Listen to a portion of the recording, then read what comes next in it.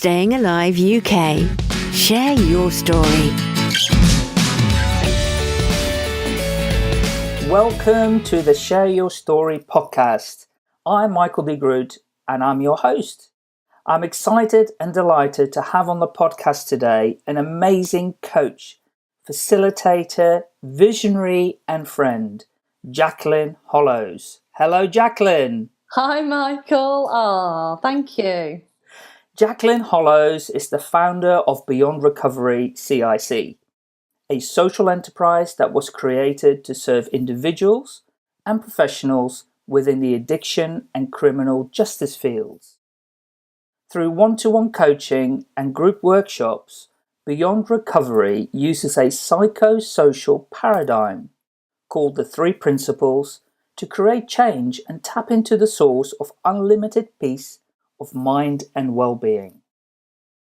Everything else, such as sustainable recovery, thriving businesses, happy relationships, and financial security, follows. Beyond Recovery works with people impacted, whether personally or professionally, by addictions, mental health issues, the criminal justice system. Beyond Recovery's social mission is to challenge the way addiction and mental health is viewed and treated. Jacqueline, are you ready to share your story? I am very ready, Michael. Fantastic, and thank you so much for joining me today. I'm so delighted. Believe it or not, you are the second ever podcast of Share Your Story. Wow, that's exciting. It's very exciting. I'm so excited about this whole podcast stuff. So what we're going to do, I would like to know a little bit about your story. And I'd like to start with your personal story. So please share with the listeners a little bit about your personal life, where you were born, where you live, about your relationship with, your husband, maybe your hobbies and interests if we have time as well, because we want to get people to have an insight to you, Jacqueline, as well. And then we go on and talk about your business side as well. Okay, that's cool. So I was born in London, in Streatham, and didn't live there for very long. But we moved at some point to Leicester, and during my time in Leicester, we had a few personal family issues. So I ended up leaving college and basically going and doing any job that I could. So at the time, I was about 16, and my very first job was canvassing for loft insulation. So we had to walk around the streets of Leicester, knocking on doors and asking people, trying to get people to agree to a meeting with a loft installation salesman. So there was a few stories from those days, I can tell you. I can imagine. But we won't go there. I think we do want to go there. So that was really helpful because it's really opened my eyes to things that go on in the world. And I was looking after my younger sister and my mum at the time, who'd just come out of hospital. My father had left us, so I was the breadwinner. Wow. And I also then had a part-time job in a pub. I wasn't allowed to serve behind the bar, but I did the glass collecting and cleaning the tables and so on. So it was interesting. I think everybody should have jobs like that to start off their lives. Absolutely. So you said you were born in Streatham? Yeah, I was born in Streatham in London. Wow. So you're a London girl. And then, I am a London girl. And then you moved to the Midlands, to Leicester. I mean, we have a lot in common, believe it or not, because I used to frequent Streatham quite a lot because my first British girlfriend lived in Streatham. Wow. And I also lived in Leicester for a very long time. So, wow. Yes. So we have a lot in common there. So when you were in Leicester and you were doing all your your jobs and things. So where was most of your education done? In Streatham, in Leicester? Sorry, in between the Streatham and the Leicester, we actually moved to Birmingham. Right. So my early schooling was done in Birmingham, and then we moved to Leicester when I was 16, and I was going to go to college then. That's when I dropped out of college to look after the family. Right. And then, so I actually came back to education later on in life. I did a few night courses and so on whilst I was working.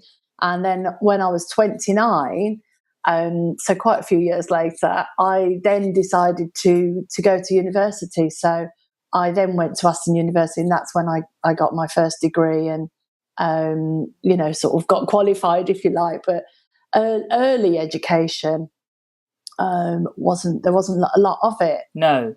Okay, well, that's brilliant. So you decided as a mature student to get into the education side. And what was the motivator for that? I'd been, since those first jobs, I'd sort of found it really difficult to get what I deemed at the time a proper job. And how I saw that at the time was working in an office, basically. And I'd found a proper job in a builder's merchant, and I ended up working there for 9 years. But it was where I first got my first computer job as well. So I went from data entry clerk to managing the computer department. And that was great fun and lots of learning and so on. But when I then decided, time to move on, I found that I didn't have, because all the computers at that time in that place were bespoke. They weren't the standard PCs and so on. Sure. And then I found that I couldn't actually get an equal job in another place. So I moved sideways. I went and worked for a tube manufacturers in Aston. Right. And I didn't get on too well there. There was a personality clash with one of the directors, and it made me rethink my whole sort of situation. And I actually thought it would be really helpful if I got qualifications. That's what I felt the barrier was at the time. And so I decided, my son was 5. I'd had a son by then, and so when I was bringing him up on my own, and I decided, he's going to start going to school. It makes sense. If I start going to university, we'll have similar hours, and I'll have more time with him as well. Whoa, what a great idea. Yeah, it was a good idea, except for I had to work as well. So that sort of didn't quite work out that way. But yeah, it was good time, and I'm really pleased that I did it, obviously. So whilst you were doing your degree, what was your degree in, by the way? Computer science. And in the first year I did psychology, which I absolutely hated, which is really funny when you think about what I do now. Absolutely. And I switched after the first year to ergonomics. So I've got a combined honours degree in computer science and ergonomics. Wow, so you can tell people how to sit when they sit at their computer, is that right? That's right. A little bit more than that, but yes. Oh, no, I understand. I'm only teasing you. I mean, nowadays, with all the mobile computers and everything, all of those ergonomics has gone to pot, because you sit with your iPad on your legs and all sorts, don't you? I know, really. But ergonomics is, just really briefly, ergonomics is more about the design of things and systems rather than how people sit. That's just one small element.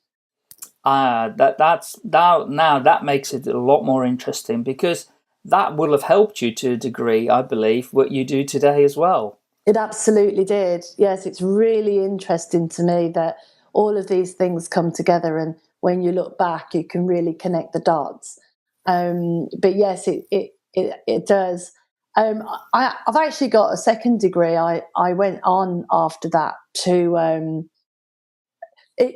that propelled me into believing that I could do an even more proper job. Yes. And I was working at the time for a glass manufacturer, and in Birmingham. By this time, I'd moved back to Birmingham, obviously, with Aston University. Yes. And I was just doing some admin work and some part-time work for them while I studied. And I noticed that they had their computer systems weren't very efficient. Right.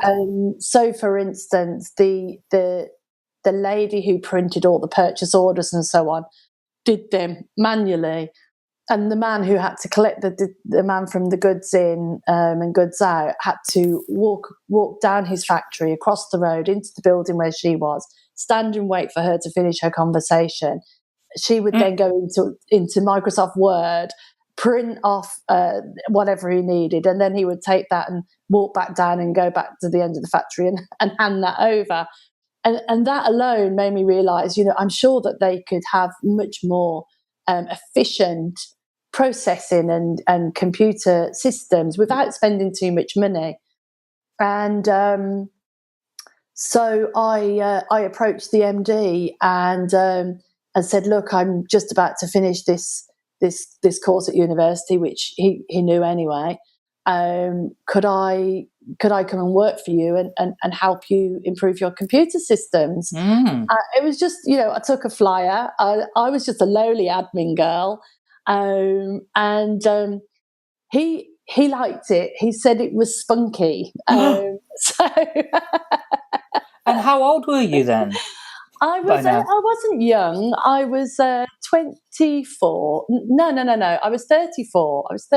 Yeah. I was at university. Let me think about this. I graduated in 1997. So yeah, I'd have been 34. Wow. And he, but it was university just helped me with my confidence. It helped me to realise that I could do stuff. And he was impressed. So he said, could you write a proposal? So that was my first writing a proposal. I hadn't got a clue what I was doing. And so I did. And I just wrote about what I saw, that if the man in the factory just had a little, as they were then, this is very old school, dot matrix computer printer and an old computer that didn't really do very much, but just was able to print off his own dispatch notes. And as it happens, they had, I think it was Sage, so they had a goods in and goods out system that they just weren't using. Yes. And there were things like that I saw, and I put all this in the proposal, and everybody was unhappy with their computer systems. They're a bit old and clunky, and how they could improve them. Anyway, he took me on as a contractor. Yeah. I got an 18-month contract. It was coming up to year 2000 as well. Oh my God. I know. So, but that was the other thing, you see, is that I was there doing this admin job, and I was helping this guy who they'd got in. He was a consultant, and he was upgrading our computers from Windows 3.1. Remember that? To Windows 95. So, and I was helping him, and he knew nothing about the underlying operating system. Cut a long story short, I realised that this guy who was charging a fortune actually knew less than me. So that also gave me the confidence to go and say, you know what, I could do a really good job for you for really not much more than you're paying me at the moment. Yeah. And that was good.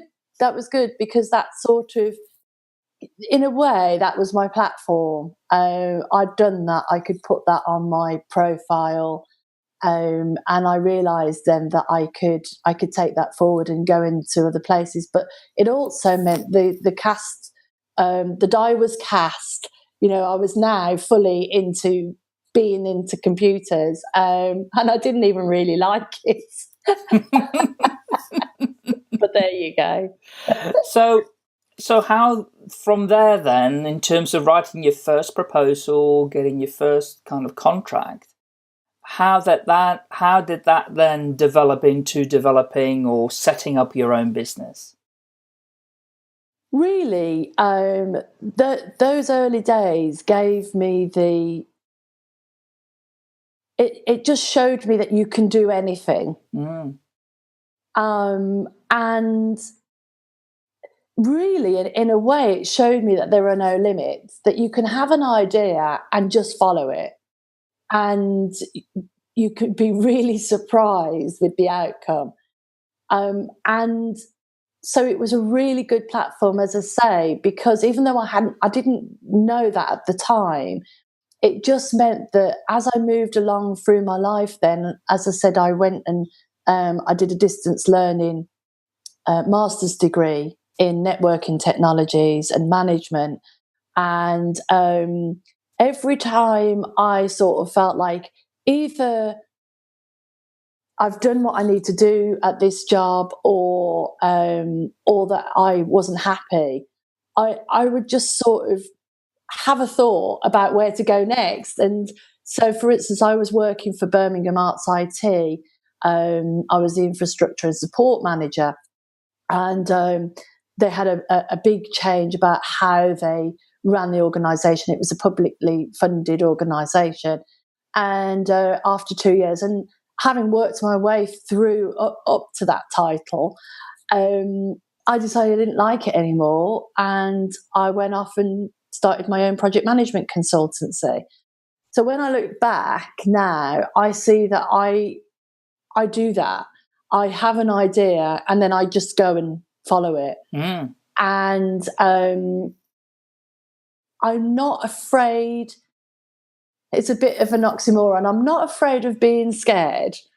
So it occurs to me that, like, for instance, when I left Birmingham Arts IT, I thought, oh my gosh, I've got no other work to go to. I don't know what I'm going to do now.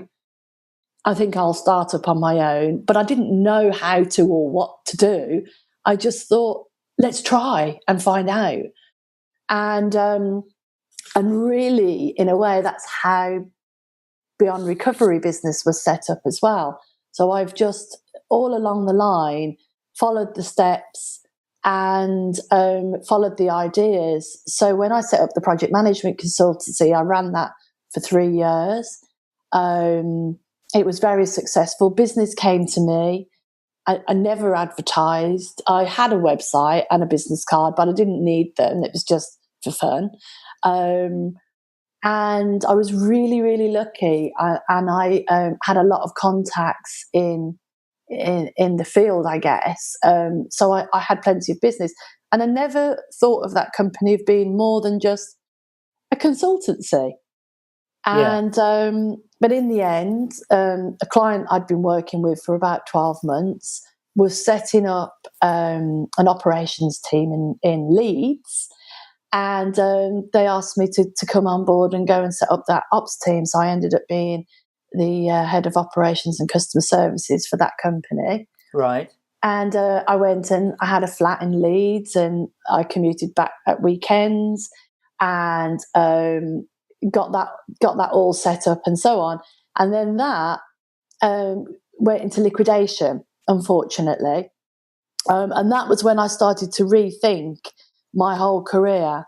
And this was now 2010. And I thought, I've been doing this for a long time. Sure. And I'm not sure that I even like it. You did say that earlier in your career as well. I know. And the most thing that I loved was working with the people. I loved developing the people. I loved the project management aspect to a degree, but the sort of system side wasn't really my bag. But it was just that I'd found myself in that place and just thought that's all I could do. But by 2010, when this company went into liquidation, we had about 3 months while we were closing down and so on. And we didn't have that many customers, which was part of my job, was to look after the customers. So I started helping the people that worked for me find new jobs, interview skills and things like this, because as it happens, we'd bought the software IP, and we'd also 2P'd all the developers and analysts and so on. And many of them hadn't looked for jobs for a while because they'd worked for their other company. So I realised I did have this skill with people, and I loved working with people. So it made me consider coaching. Yes. And I'd had some personal stuff happen in my life. And so I then decided that I would go and become a qualified coach. Because of where I was in my life by then, I thought, well, I want to do this properly. So I went to Santa Monica. As you do, yeah, as you do. As you do.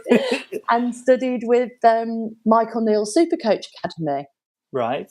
And at the time, Michael, I had no plans of where that would go. I just knew that it would be exciting, it would be different, it would be fun. I thought it would be quite sexy flying to LA, once a month and meeting all these people from all around the world. And so I just did it. I spent all my savings and went off and did that. I was very lucky. I had a project in between that I worked on in Caerphilly, in fact, in Wales. So I spent my time between Caerphilly and LA. And when I came back, I decided I was going to be an executive coach. And then I spent a good 8 to 10 months in a really, really hard position, struggling to get clients, struggling to realise that actually I needed to do something else. And obviously I dropped from quite a high salary to now a very low salary. Yes. And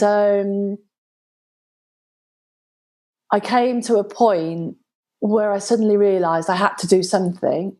So I took a part-time job, and that's why I think working in the old days, back in all those other jobs I did when I was younger, I just went and worked in an estate agents because I could, Sure. and I approached them and I said, I need some work. I hear you need an admin assistant. They're a bit reluctant because they were sort of like, well, you're a bit overqualified. Sure. And then I ended up actually doing some sales negotiating for them, and I ended up going out on the road and taking people to flats that they wanted to rent and things. So obviously I didn't want to have that as my new career. No. But it was the realisation that I needed to get something done. Unfortunately, that led to I'd met someone who was in recovery from heroin and crack cocaine and a lifetime of criminal activities. He'd been in jail. And what I noticed was that I'd learned this psychosocial model called the 3 principles through my coaching school. Yes. And what I noticed was I could have conversations with my friend and with his friends, and they really got it. So what I was saying, they were really lapping it up, and I loved working with them as well. Even though I wasn't, it was like a casual, going around for a cup of tea and having a chat with whoever was there. So it made me think that perhaps I could have a business that was sharing this understanding with people who had suffered with addictions.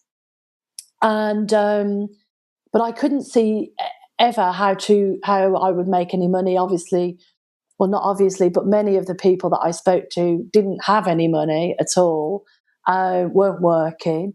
And so I thought, well, I'll have to build a business, and then I'll do that as a hobby. Yes.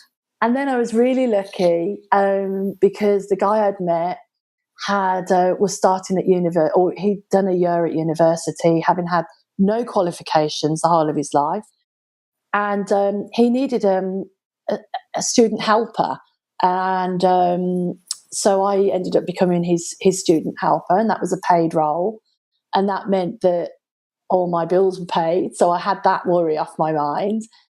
And I got to the point in August. No, in about August 13, where I thought, right, I really like this, and I started having some ideas about how I could, what I could do with it as a business.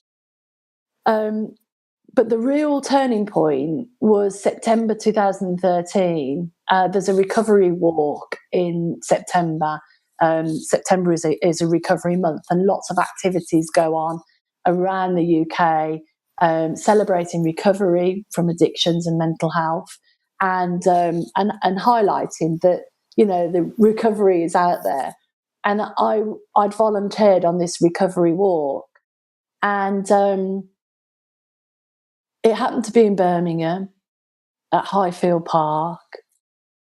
And I walked into Highfield Park on that sunny September day, and I was absolutely filled with love for the people in the park. And my heart was bursting with love. That was how much I felt. And I realised I need to work with these people. I don't know how, and I don't know why, and I don't know how it's all going to work out, but I know that's what I need to do.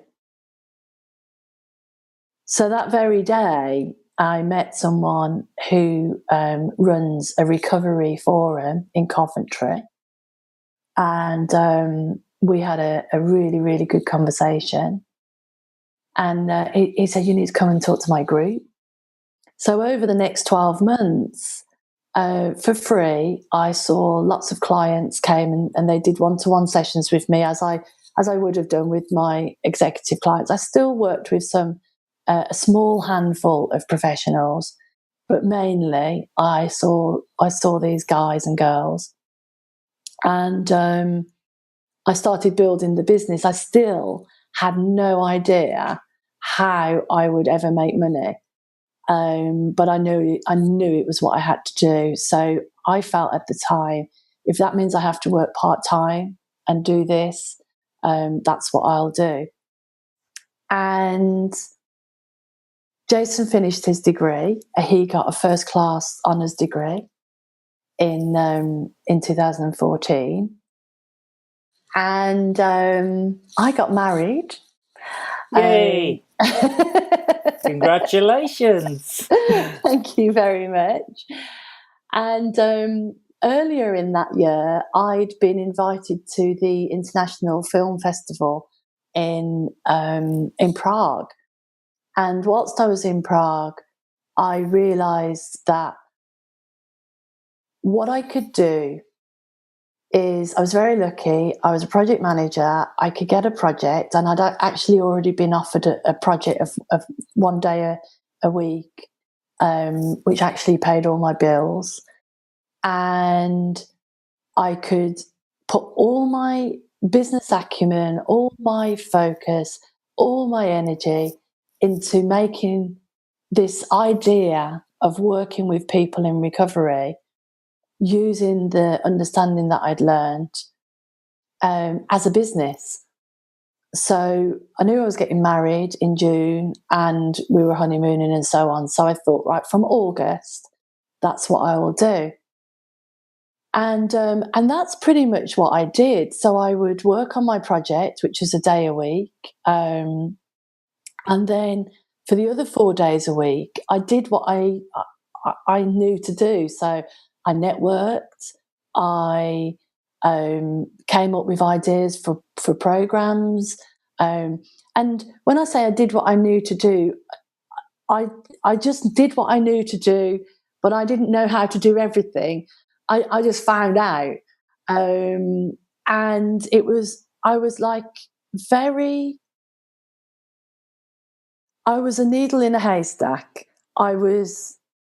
Didn't know where it would go, didn't know who was the right people to talk to. But I call it now, you do the walking, you get out there and you make connections and you talk to people and you tell people your story, you tell people your passion, and you just keep having conversations. And I saw that at worst case, I was having a great time because people were really fascinated. So at that time, I was networking in the sort of the places I knew where to go then were more business orientated places. But I was having some really great conversations with people, and people were opening up to me and telling me about, their friends and family who had suffered with addictions, and or even their own stories sometimes, and how they'd overcome things. And people were really, really engaging with me. And I realise now that it was because I was sharing something I was really passionate about. I wasn't selling anything. I wasn't looking at those people in any other way other than to be interested in them and have a conversation with them. And I think those days in Leicester when I used to walk the streets and knock the doors, I think that really helped. Well, you were already in practice then in terms Yes. of talking to people, learning how to speak to people, convincing them, but at the same time listening probably, Yes. which you do really well. And all of those things. And then along the journey, writing your proposals for your early contracts. And Yes. it's an amazing story. And I know a lot of people out there. I mean, the purpose of Share Your Story podcast is to help others who are thinking, who are, contemplating whether or not they should set up their own business, how they should be doing it, whether they need to be clear on what it is that they're doing.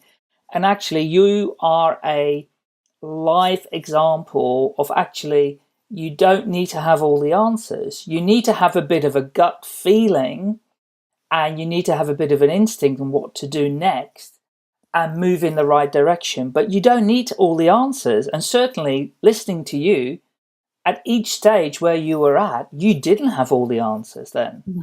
No, I think that's really, really important to highlight, and thank you for that, because I absolutely didn't and still don't. Um, the gut instinct, the passion is the thing that drives me, and the passion has grown.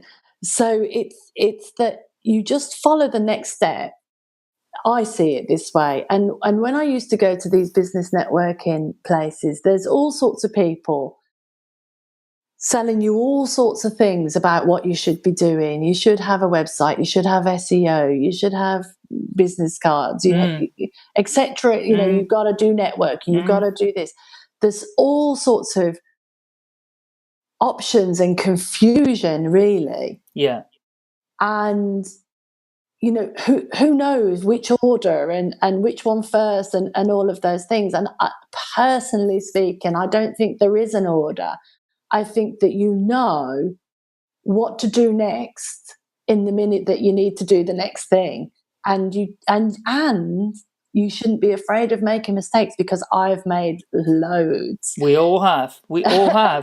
And that's the only way you're going to find out if you're on the right track. Yes, it is. If you don't make those mistakes, not only that, you don't find out either what you truly want to be doing. Yeah. And it sounds to me, in the way that you're speaking, it sounds to me, and I mean, who knows, but it sounds to me like you have found what it is that you really want to be doing in life. Yeah. Yeah, certainly is. Right here and right now is absolutely what I want to be doing in life. And as you say, who knows? Who knows what next? Who knows where it will go? I find myself in a position now, and my business has just exploded in the last 12 months. Well, less than 12 months. It's incredible. But I find myself in a position now where I've got a really good contract with a prison. So I go in and I work with the inmates, and I also work with the professionals who support those people. I'm now developing team of practitioners. So I found that this is a side thing of my business, is that because there aren't that many 3 principles practitioners, that actually we're pioneering work experience for 3 principles practitioners. So that just came about accidentally. Yeah. And I think that's the other thing, is that we're not in control. We think we are, but we're not in control. So what I mean by that is we can be constantly surprised by what comes next.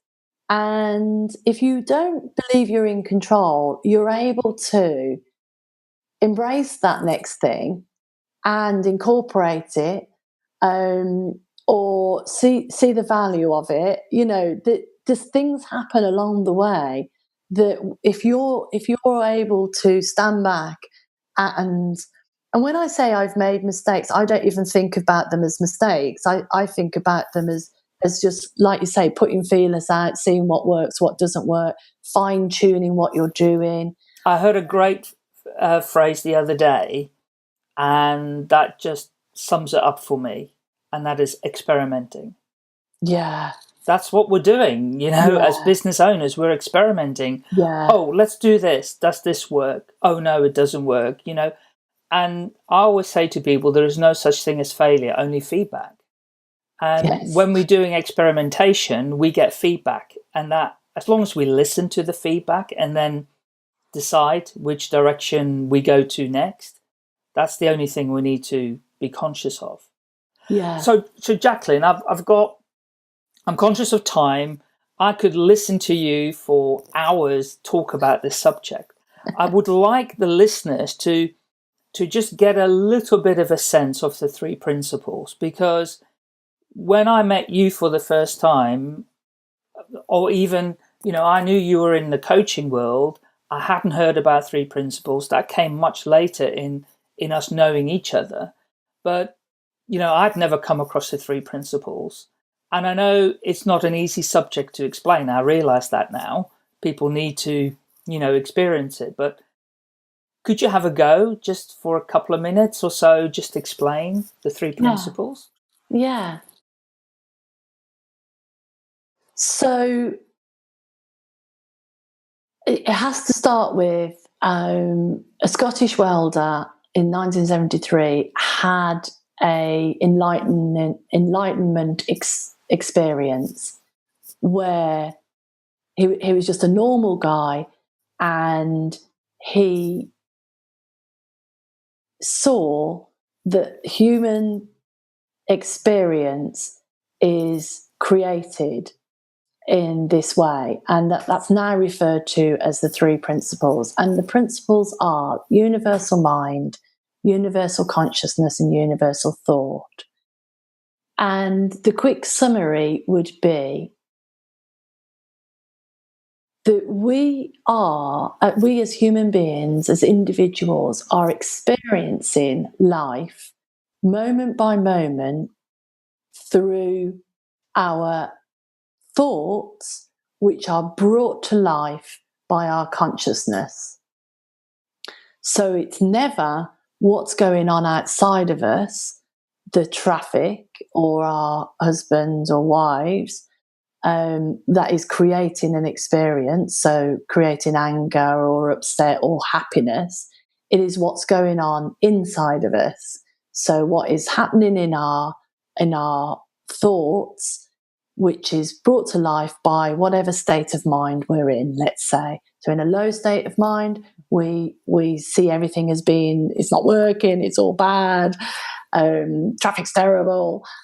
And in a higher state of mind, we see everything as possible and encouraging, and we don't notice the traffic.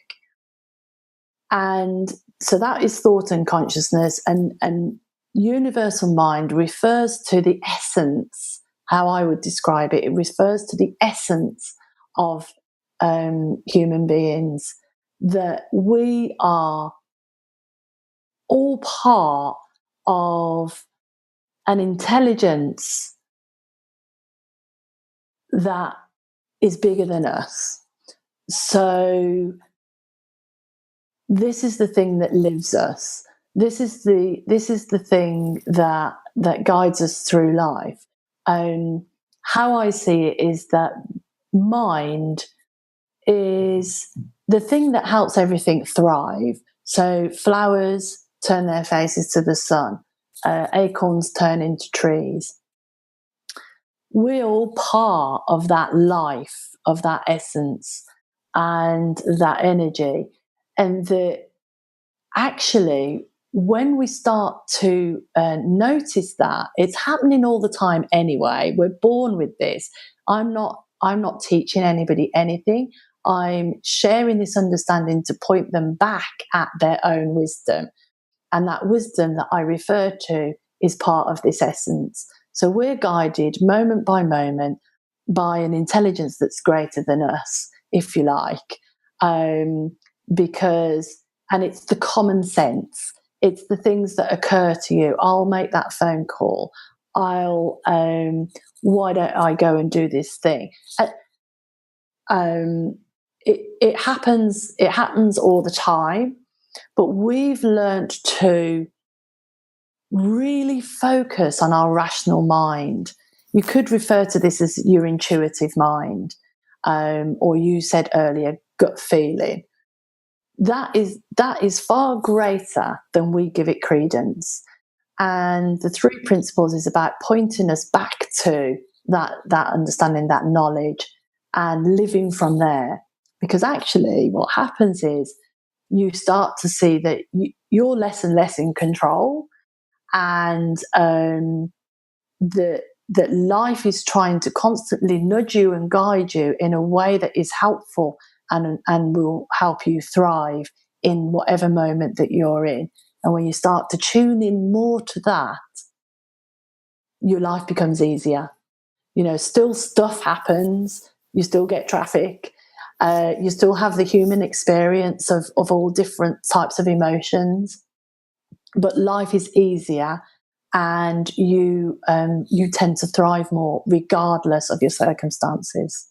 And it's, in effect, we have to take responsibility, don't we, for our mind, and rather than give that responsibility away and blame other factors around us, to say, life's being done to us. Instead, we need to say, actually, we are responsible for life around us, and we're the ones in control, rather than blaming some other external factor. Yes. And I don't think about it in terms of responsibility, only because then people start to think, for instance, if something bad happens to them, or that, sometimes people who get cancer, for instance, think that they are to blame. Yeah. So I tend to not look there, but actually how we're responding to what's going on is our responsibility. How we're dealing with life, it is our responsibility. And it's only our responsibility because we're the ones that are creating the experience. That's it. Yeah. Yeah. I mean, I'll just share with you a funny example about how the mind can trick us. Yeah. My mother-in-law needed a new bowl for her Kenwood mixer. Right. And Claire found one on eBay and told her it's on its way. That's all she said to her. It says, the mixer is on its way. I've ordered it on eBay. It's on its way. Then when Claire met her mother at the weekend, Anthea said, where's this bowl? It hasn't arrived. And Claire went, what do you mean it hasn't arrived? Well, you told me it's on its way, and I've been staying in for the last 3 days waiting for it. No. And Claire said, well, I said it's on its way, but when did I last tell you, when I order stuff from eBay, that it gets delivered to you? It gets delivered to me, not to you. And the thing is, our mind, it was just a beautiful example how our mind makes up stuff that Yeah, isn't real. yeah, That all the there is no time. factual backup or Yeah, scientific backup. We create stuff in our head.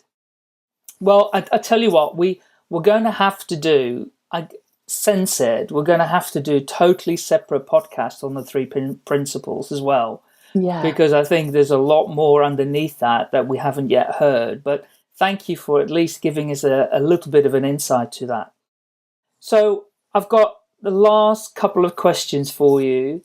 And the first one being, what's the vision for Beyond Recovery? Where do you see it? Or have you got one? I know that it depends where you're at, but have you got a bit of a vision of where it might go? Where's the journey taking Beyond Recovery? I like the caveat there. Yeah, absolutely. This is my made up vision right now. Yeah. So yeah, I have got a vision. Our niche is addiction and the criminal justice system, and that's people suffering with those, in those systems, but also the professionals who work in those systems. Yes. And I see that really what helps people recovering from anything really is connection, um, a place to live, and some way of working. And I see that we'll move towards being able to incorporate all of those things. So we work directly with the people right now.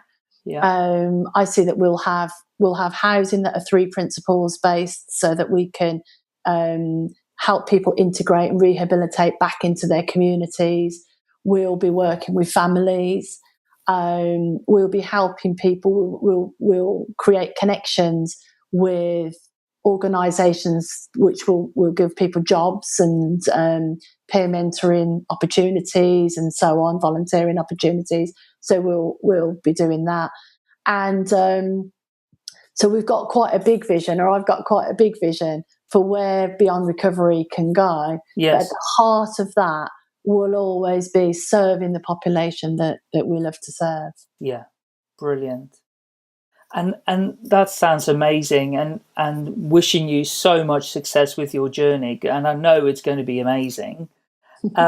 So for the listeners then, if there was one bit of advice you could leave them with for them to contemplate when they're sitting on the fence, wondering whether they should do the bit that they're passionate about or start their own business or even get out of the rat race and the job that they've got, and they want to do something for themselves, what one bit of advice could you give an aspiring business owner, Jacqueline?